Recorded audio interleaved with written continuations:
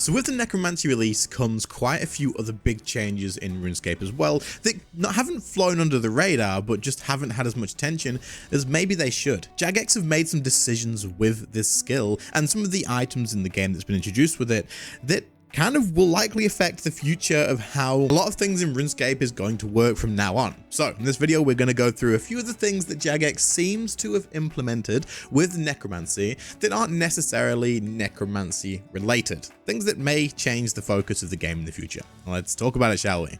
So this is in no particular order, but the first thing I want to talk about is the fact that all of the gear with Necromancy is non-degradable. None of the gear that's been released is degradable in any way whatsoever. We don't have to repair it. We don't have to use any sort of item on it to keep the durability of it up, which is a big difference from everything else in the game.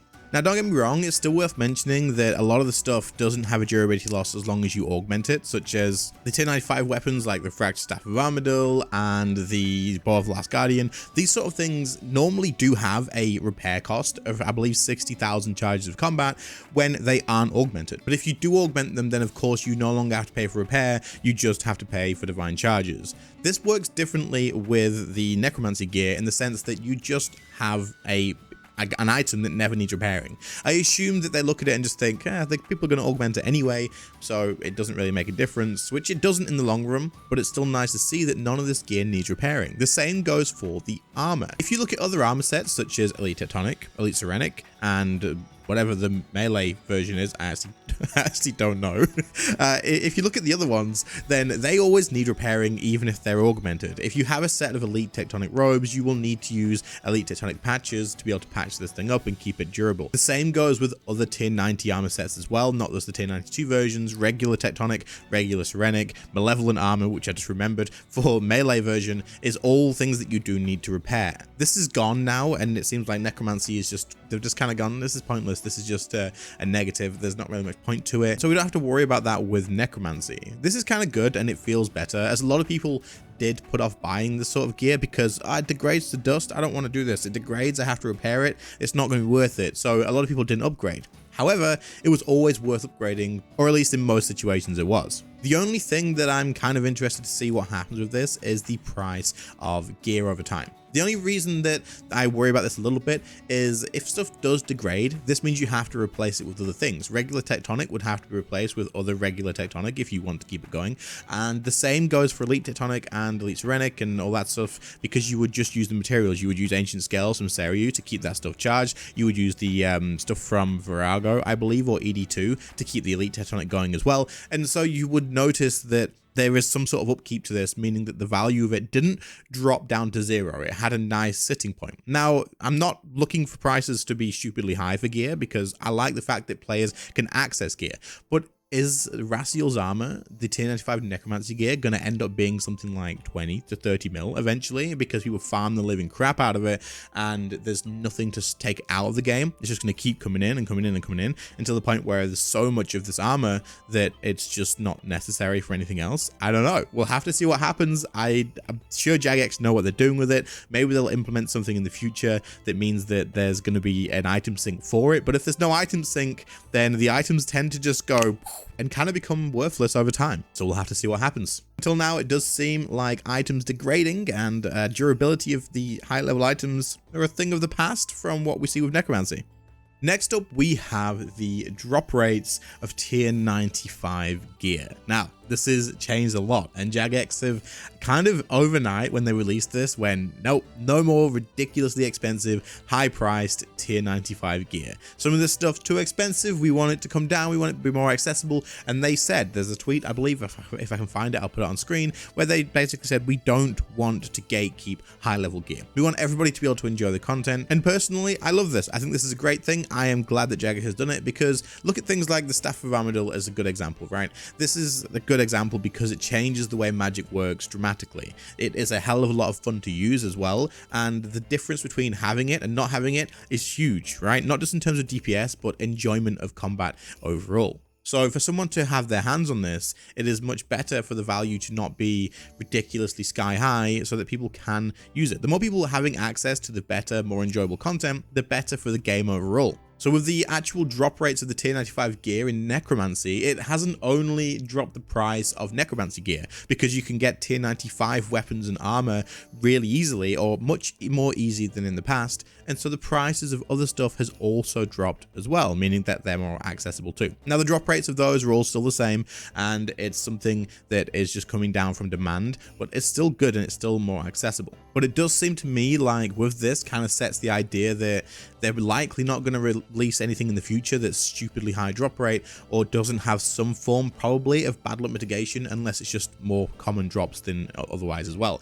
This kind of respects your time a little bit better, in the sense that if you go do Raziel and you don't get insanely lucky, because I know there's gonna be someone in the comments that goes, yeah, all right, I've done 600 kills and I've had the pet and nothing else, so I don't know what you're talking about in it.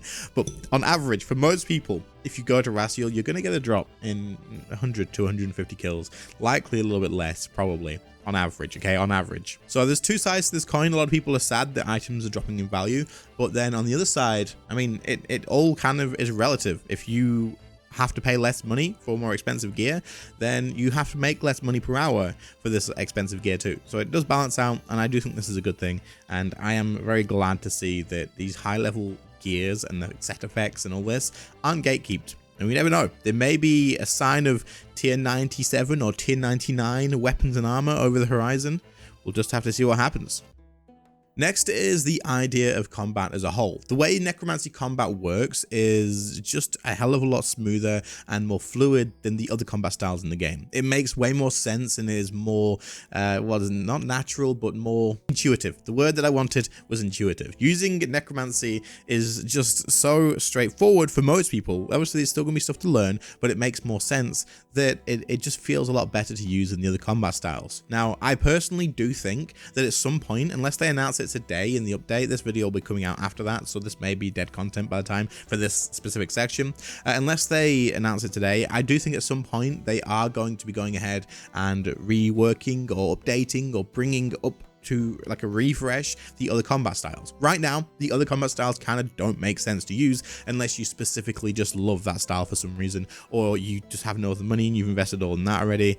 There's the other styles just don't really compare to Necromancy. Now, it would be silly for Jagex to leave them the way they are and be like, well, if you want to use them, you can, but we want you all to just use the same combat style. Looks bad for the game, feels bad for the game that everybody uses the same thing, and the other combat styles are definitely going to be important. I do think they'll refresh them, renew them, whatever you want to call it, bring them up to date, and this is going to be good. Now, I assume they'll probably follow the same sort of combat way that Necromancy does, in the sense that you have a basic ability, so it'll be like magic basic ability, melee basic ability, and range basic ability that will just constantly fire off whenever you're thinking about what to use next. Whether they then go around and rework all of the other abilities, such as thresholds like rapid fire and snapshot and wild magic and asphyxiate, and just add them in differently with different adrenaline costs, meaning we'd have to relearn all of magic and range and melee or whatever, I really don't know. Obviously, we don't have any idea or information on this, unless again, this is what they're announcing on the stream later today before this video even comes out.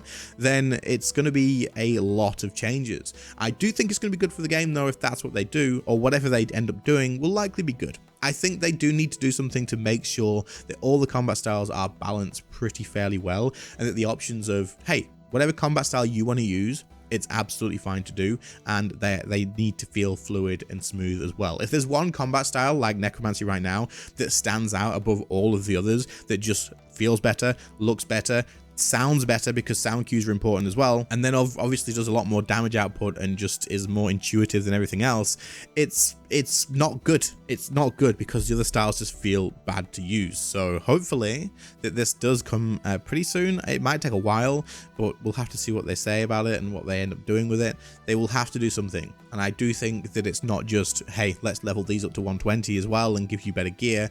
I do think these need some sort of rework to fit into the same combat feel as Necromancy as well, so that it feels smooth and fluid and doesn't just feel old and outdated. This is important, I think. Hopefully they do something about it, but let me know in the comments what you think about this as well. Do you think that the way they could fix this is just make them stronger and level them up to 120 as well, or do you think they have to go back and kind of remove thresholds and rework how adrenaline works to match like Necromancy, add the basic ability, change some of the abilities in themselves and how they work? What do you guys think? Let me know in the comments. I'm interested in hearing about this one. But overall, those are the 3 main things that I've noticed that Jagex may look at having to change now that Necromancy's been released. And personally, I think all of them are pretty positive. It just seems to be the combat one that I'm a little bit like, I wonder what they're going to do with this. If they're going to bring it back and change it completely or not. We'll have to see what they do. And of course, I'm very interested in seeing what happens to the first Necromancer gear. Unless there's something in the future that includes this as an item sync now.